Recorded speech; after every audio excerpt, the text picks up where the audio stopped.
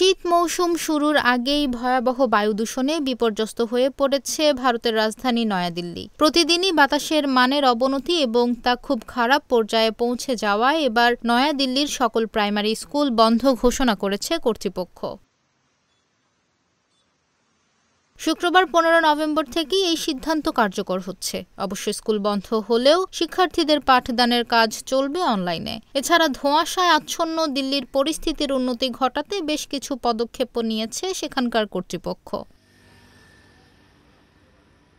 শুক্রবার এক প্রতিবেদনে এই তথ্য জানিয়েছে ব্রিটিশ সংবাদ মাধ্যম বিবিসি। প্রতিবেদনে বলা হয়েছে, ক্রমবর্ধমান বায়ু দূষণের কারণে দিল্লির সমস্ত প্রাথমিক বিদ্যালয় বন্ধ থাকবে বলে কর্মকর্তারা ঘোষণা দিয়েছেন।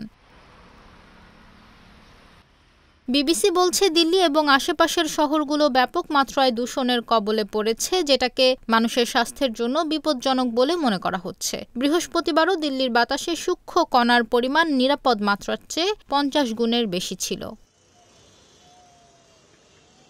মূলত তাপমাত্রা হ্রাস, ধোঁয়া, ধূলিকণা, বাতাসের কম গতি, যানবাহন থেকে ধোঁয়া নির্গমন এবং ফসলের খড় পোড়ানোর কারণে শীতকালে দিল্লি এবং উত্তর ভারতের রাজ্যগুলো প্রতি বছর ধোঁয়াশার সম্মুখীন হয়ে থাকে। ভারতীয় সংবাদ মাধ্যম বলছে, দিল্লির দূষণ ঘিরে উদ্বেগের মধ্যেই শুক্রবার থেকে আরও কড়াকড়ি আরোপ করা হচ্ছে ভারতের এই জাতীয় রাজধানীতে। দিল্লিতে বাতাসের গুণগত মানের অত্যন্ত অবনতি হওয়ায় এই কড়াকড়ি আরোপ করা হয়েছে।